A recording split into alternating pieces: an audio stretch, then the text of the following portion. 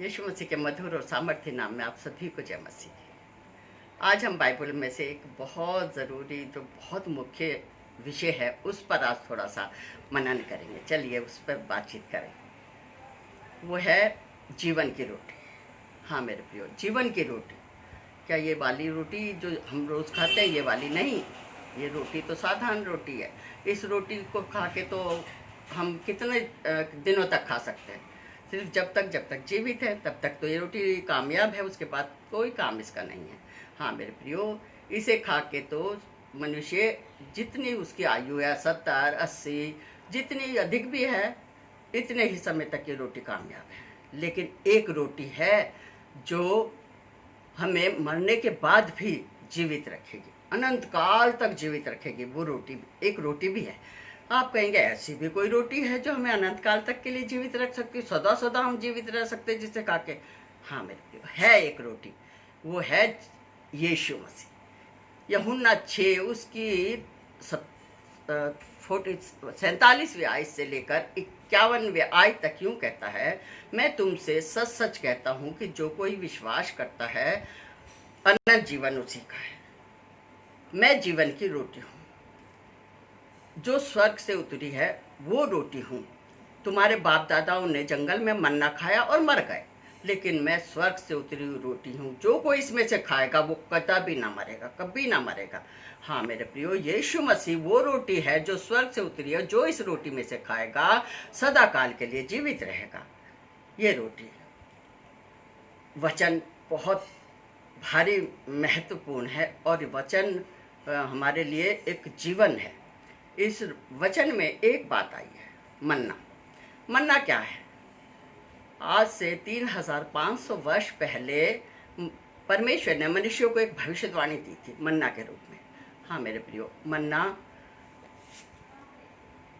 परमेश्वर जो है वो प्रबंध करता है।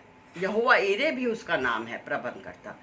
परमेश्वर ने अब्राहम से ये वायदा किया था कि हम देख सकते हैं कि उत्पत्ति 22 उसकी 16 से 18वीं आयत में यूँ लिखा है कि तूने जो अपने निज पुत्र को भी न रख छोड़ा वरन मेरे लिए दे दिया, इसलिए मैं तुझे निश्चय आशीष दूंगा और तेरे वंश को आकाश के तारागणों की मानिंद बढ़ाऊंगा और समुद्र के बालू के कर्ण के अनगिनत करूंगा, कर्ण के बराबर। ये था परमेश्वर का वायदा। तेरी जातियाँ, तेरा वंश जो है सब जातियों के लिए आशीष का कारण होगा और तेरी जातियों को कभी किसी के सामने झुकना नहीं पड़ेगा और वो बहुत से नगरों के अधिकारी हो जाएंगे। ये था परमेश्वर का वायदा अब्राहम के साथ। इस कौम के साथ परमेश्वर साथ साथ चला। उसने कहा ये मेरे लोग होंगे, मैं इनका परमेश्वर हूँगा, मैं इन्हें कभी ना छोड़ूंगा। ये कौन सी कौम थी मेरे प्रियो? ये थी बनी इसराइल कौम, यहूदी कौम। इसके साथ परमेश्वर की बड़ी बड़ी भलाइयाँ हैं। बहुत इसको एक अलग दृष्टि से परमेश्वर देखता था। ये चुना हुआ वंश थे, ये उसके निज लोग थे, उसकी अपनी जाति थी और इससे वो बहुत प्यार करता था। वो कहता है मैं इसहाक अब्राहम और याकूब अब्राहम इसहाक और याकूब का परमेश्वर हूँ। हाँ, वो मरोहो का नहीं मेरे प्रियो, जीवितों का परमेश्वर है। इसका मतलब वो जीवित है, अनंत काल के लिए जीवित है, मरे नहीं है, वो जीवित हैं। तो ये है परमेश्वर जो वायदा करके भूलता नहीं है। उसने इसराइलियों को निर्गमन 16 उसकी 32वीं आयत कहती है कि इसराइलियों को उसने एक भोजन दिया खाने को स्वर्ग से। निर्गमन 16 उसकी 32 से 13 से 15वीं आयत में यूँ लिखा है कि जब मूसा इसराइलियों को लेकर मिस्र से गुलामी से छुड़ाकर जंगल में पहुंचा तो वो बड़बड़ाने लगे। कुछ दिनों तक तो ठीक रहा, लेकिन बाद में उन्होंने कहा मूसा, हम मिस्र में मनमाना भोजन खाते थे और अब तू क्या हमें यहाँ मरने के लिए ले आया है? भूखा मरेंगे। परमेश्वर ने उनकी बड़बड़ाहट को सुना और मेरे प्रियो निर्गमन 16 उसकी 13 से 15वीं आयत कहती है कि शाम के समय छावनी के चारों ओर बटेरें आकर बैठ जाती थी और सवेरे के समय भूमि पर ओस पड़ती थी। जब वो ओस सूख जाती थी तो वो छोटे छोटे के छिलकों के समान पाले की तरह छोटे छोटे कण बन जाते थे। और वो जब इजराइलियों ने देखा तो उन्होंने कहा ये क्या है, क्या है, क्योंकि वो नहीं समझ सके कि ये क्या है, वो नहीं जानते थे ये क्या चीज़ है। और ये क्या है, ये क्या है, उन्होंने हिब्रू भाषा में मन्ना का मतलब ही ये क्या है होता है, और मन्ना रख दिया। ये था परमेश्वर जो स्वर्ग से उन्हें भोजन खिलाता था। 40 वर्ष तक ये मन्ना उन्हें खिलाता रहा। और ये मन्ना इतना चमत्कारी था मेरे प्रियो कि इस मन्ना में इतने गुण थे कि ये साधारण मन्ना नहीं था, ये स्वर्गदूतों का भोजन था। परमेश्वर उन्हें इसलिए खिलाता था कि ये जंगल में भूखे ना मर जाएं। ये परमेश्वर का अनुग्रह उनके साथ था। उसने उनका भोजन नहीं बंद नहीं किया। 40 साल तक, जब तक वो कनान के मुहाने तक नहीं पहुंच गए, ये भोजन उनको वो बराबर खिलाता रहा। और उसके बाद निर्गमन 16 उसकी 32वीं आयत में वो कहता है कि यहोवा ने मूसा से कहा, मूसा आमेर भर जो एपा का 10वां भाग होता था वो एक पात्र में भर और इसे अगली आने वाली पीढ़ी दर पीढ़ी के लिए रख छोड़, क्योंकि वो लोग जाने कि परमेश्वर जंगल में उनके पुरखाओं को कैसा भोजन खिलाता था। हाँ, तब हारून ने, मैं यहाँ आपको बता दूं कि एपा उस समय आज के 10 किलो के बराबर था और आमेर उसका 10वां भाग था। 10वें भाग का मतलब है 1 किलो। 1 किलो के करीब एक पात्र में भरने को परमेश्वर ने मूसा को आज्ञा दी, भर के रख दे, ताकि आने वाली पीढ़ी के लोग देखें कि सचमुच परमेश्वर हमारे पुरखाओं के साथ कितना भला था। और जब उसने हारून ने लिया और एक पात्र में वो आमेर भर मन्ना भर के रख दिया साक्षी के संदूक में। मेरे प्रियो, उस संदूक में जो अहद का संदूक था उसमें 3 चीज़ें रखी थी। एक तो हारून की छड़ी, ये मन्ना और वो तख्तियाँ जो परमेश्वर ने मूसा को अपने हाथों से लिखकर 10 आज्ञाएं पर्वत पर दी थी। और जब वो आया था तो उसने गुस्से में तोड़ दी थी, तो वही तख्तियाँ अहद के संदूक में रखी हुई थी। और कहते हैं कि हारून की छड़ी में तो फल फूल भी लगते थे। मेरे प्रिय, ये है, ये इस्राएली लोग इस मन्ना को खाकर बहुत बलवान थे। वो उनको आत्मिक जीवन में भी ताकत देता था और उनके शारीरिक जीवन के लिए भी बहुत ताकतवर होता था। मन्ना धनिये के समान था। बाइबल बताती है कि मन्ना धनिये के समान था। धनिया नहीं था, धनिये के समान था। बाइबल में सारे उदाहरण दृष्टांतों में कहे गए हैं। पिता को किसान बताया गया है, यीशु का अच्छा चरवाहा बताया गया है, इजराइलियों को ऑलिव ट्री बताया गया है, जैतून का पेड़ बताया गया है, और इसी प्रकार से वचन को बीज बताया गया है। तो मन्ना धनिया नहीं था, धनिया के समान था। इस प्रकार धनिया में जिस समय वो मिस्र में थे इजरायली लोग, तो वो धनिया बहुत प्रयोग में लाते थे, बहुत खाते थे धनिया।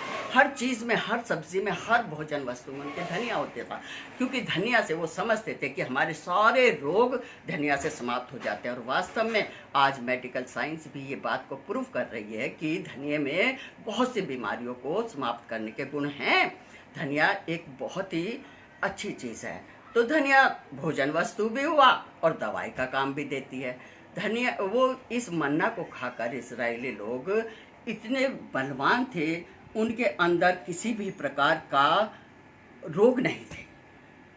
और यहूदी बताते हैं कि इस मन्ना में ये साधारण मन्ना नहीं था, ये चमत्कारी मन्ना था। चमत्कार था उस भोजन वस्तु में जो स्वर्ग से एक बादल आता था और बरसा के चला जाता था। मेरे प्रियो, और यहूदी लोगों का कहना, मानना है, यहूदी लोग बताते हैं इस बात को कि मन्ना जो था वो बच्चों के लिए दूध का काम देता था, जवानों के लिए रोटी की तरह बन जाता था, रोटी की सी सामर्थ देता था, और बूढ़ों के लिए वो मधु से भी मीठा हो जाता था, मधु की तरह मीठा होता था, शहद बन जाता था।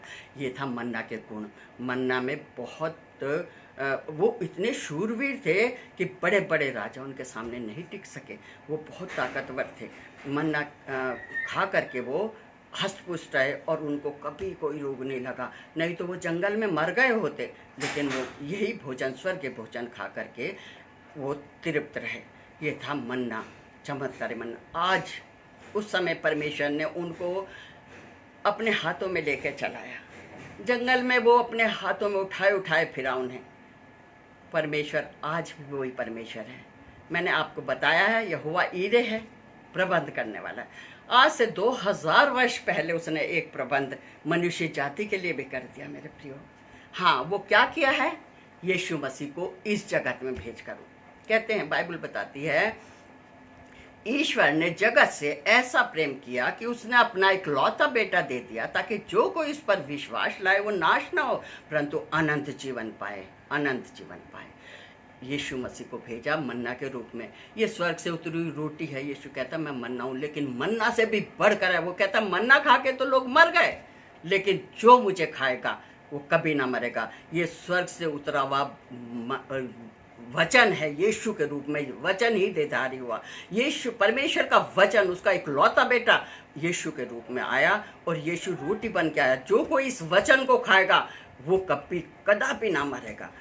आज हमें ये मन्ना में जो गुण थे, लेकिन यीशु मसीह में करोड़ों चमत्कार भरे हुए। वो चमत्कारी था, वो रोगों से शिफा देता था, छुटकारा देता था, पापों से, शत्रुओं से बचाव करता था। हमें हर तरीके की सुरक्षा यीशु मसीह में है। हमें स्वर्ग का वासी बना दिया, नरक से नाम काट के हमें स्वर्ग में रख दिया। और क्या चाहिए? यीशु मसीह ही सब कुछ है। यीशु मसीह को अगर जैसे वो 40 वर्ष तक मन्ना खा के जीवित रहे, इसी प्रकार यदि हम यीशु मसीह पर विश्वास करके उस वचन को, इस जो ये वचन है, इसे खा लेंगे, इस पर मनन करेंगे, अमल करेंगे, कदापि ना मरेंगे। यीशु पर विश्वास। आज जीवन की रोटी हमारे लिए उपलब्ध है। जीवन की रोटी हमें दे दी है, जो जीवन की रोटी हमारे लिए बहुत लाभदायक है। इसके बिना हमारा कुछ भी नहीं है। संसार में फंसे रहने से कुछ भी नहीं मिलेगा। लेकिन यदि जीवन की रोटी को हमने खा लिया, वो कैसे? अपने को शुद्ध, पवित्र, निर्मल, स्वच्छ और उज्जवल करके, अपने दिलों को पवित्र करके, भावता करके यीशु को चढ़ा दें, तो ये जीवन की रोटी हमारे लिए उपलब्ध हो जाएगी। ये जीवन की रोटी हम खा लेंगे। इस जीवन की रोटी से हमारे लिए बहुत अनंत जीवन है हमारे लिए। और हमें क्या चाहिए मेरे प्रियो? क्यों हम नरक की तरफ तो पैर करके भी नहीं सो। नरक क्या है? नरक का नाम ही बुरा है। हम तो स्वर्ग के वासी हैं। हम तो स्वर्ग में जाएंगे, यीशु के साथ जाएंगे। ये नाम बहुत बड़ा नाम है, यीशु नाम।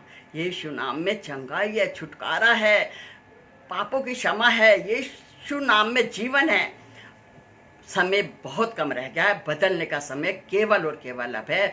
ये ना सोचें कि अभी तो बहुत दिन पड़े हैं, वो पता नहीं कब आएगा, 50 में आएगा, 80 में आएगा, 35 में आएगा। नहीं, वो चाहे कभी आए, लेकिन हमारे जीवन का भरोसा है।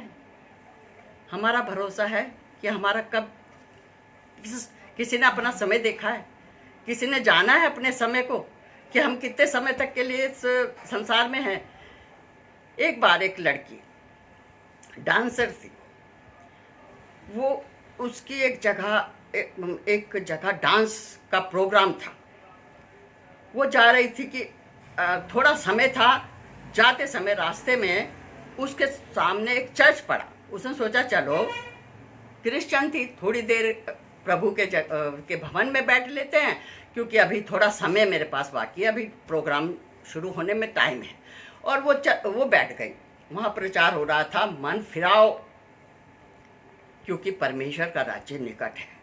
बहुत जल्दी वो आने वाला है और वो किसी भी समय आ सकता है। अपने पापों से फिर जाओ, अपने आप को शुद्ध और पवित्र कर लो और सांसारिक जीवन से हटके यीशु मसीह में आ जाओ, क्योंकि पाप की मजदूरी तो मृत्यु है और यीशु मसीह में अनंत जीवन है। ये सारे बहुत गहराई का प्रचार पास्टर कर रहे थे। उसका दिल को एक करंट लगा और वो छू गया वो वचन, और वो कहने लगी, हाँ, मैं अपने को बदल लूँगी, आज से मैं सब कुछ नहीं करूँगी। लेकिन दूसरे ही पल उसके अंदर एक विचार आया, आज तो बहुत पैसे ले रखे हैं, पेमेंट मेरे पास आया हुआ है, आज कर लेती हूँ, आज ये डांस करके आ जाऊँ, उसके बाद पास्टर साहब के पास आऊँगी, अपना जीवन उसे दे दूँगी, बैप्टिज्म ले लूँगी और यीशु मसीह में पूरी तरीके से हो जाऊँगी। और ये सोच के वो उठ गई और स्कूटी उठाई उसने और अपने प्रोग्राम के स्थल की तरफ चल पड़ी। थोड़ी ही दूर पहुंची थी मेरे प्रियो कि एक गाड़ी उधर से आई, उसकी स्कूटी में टक्कर मारी और वहीं गिर के वो उसी समय उसी स्थान पर मर गई। क्या हुआ? बदल गया, जीवन दे दिया उसने, जरा से पैसे के लोभ में अनंत जीवन खो दिया। हाँ, आज हम भी यही सोच रहे हैं, आज हम भी सोए हुए हैं, हम भी खोए हुए हैं। अभी नहीं, कब तक मेरे प्रियो, कब तक खोए रहेंगे? कब तक ऐसा चलेगा? यहाँ वहाँ हम नहीं रह सकते, एक तरफ होना पड़ेगा। जीवन की रोटी आज खा लीजिए, जीवन की रोटी ज़रूरी है, यीशु मसीह ज़रूरी है, उसके सिवा हमारी भलाई कहीं भी नहीं है, कहीं कुछ नहीं है। यीशु के सिवा हमारा अस्तित्व है ही नहीं, हम बिल्कुल शून्य हैं। यीशु मसीह को अपनाना बहुत ज़रूरी है। आज जीवन की रोटी की हमें ज़रूरत है। इस रोटी के पीछे बहुत भाग लिए, सारे समय रोटी रोटी रोटी। अब जीवन की रोटी की तरफ ध्यान दे लीजिए। हम सबको जीवन की रोटी की बहुत ज़रूरी है। आज ये सोचने की बात है कि क्या मैं जीवन की रोटी खा करके आज स्वर्ग में जा सकूंगी, स्वर्ग की वासी हो जाऊंगा या हो जाऊंगी? आइए प्रार्थना करें। हे सर्वशक्तिमान पिता परमेश्वर, महान राजा, स्वर्यापी स्वर्गानी सर्व उपस्थित परमेश्वर, तू आदि अंत तमोगा मोरा प्रभु, तू ही है राजाओं का राजा, तू ही है प्रभुओं का प्रभु, हमारा अब्बा, हमारा पिता, हमारा सर्वशक्तिमान परमेश्वर। तेरे सिवा हमारी भलाई कहीं भी नहीं है पिता। आज हम बुद्धिमान बन जाएं, उन बुद्धिमानों की तरह हो जाएं जिन्होंने अपनी कुप्पियों में तेल भर लिया था और जैसे ही दूल्हा आया वो तैयार थे और दूल्हे के साथ चले गए। आज हम उन बुद्धिमानों की तरह हो जाएं जिन्होंने अपना घर स्वर्ग यीशु मसीह रूपी चट्टान पर बना लिया है, ताकि कोई भी तूफान बाढ़ कुछ भी लगे वो घर स्थिर रहेगा, कभी ना डगमगाएगा। आज यीशु मसीह को अपने जीवन में अपना लें, आज अपनी जीवन रूपी कश्ती में यीशु को बिठा लें, ताकि हम वो जीवन की रोटी हमारे कश्ती में हो, हमारे जीवन में हो और हमारा जीवन पार उतर के उस पार स्वर्ग में पहुंच जाए। हाँ यीशु, आज हमारे जीवन में आ जा। राजा यीशु, हमारी कश्ती में आ जा। राजा यीशु, हम तुझे पुकारते हैं, आज हमारे साथ हो। आज हर बच्चे को, हर जगत के हर प्राणी को, हर जातियों को, हर एक का तू पिता है, हर एक के लिए हाथ फैलाए खड़ा है। मेरे बच्चों, मेरे पास आ जाओ, मैं तुम्हें भीतर ले लूँगा। यीशु नाम अपना लो। यीशु को पृथ्वी स्वर्ग सारा अधिकार बाप ने यीशु को दे दिया। यीशु के सिवा हमारा कुछ नहीं है पिता। आज यीशु के नाम से ये विनती मांगते हैं, सुन और ग्रहण कर। आमीन, आमीन, आमीन।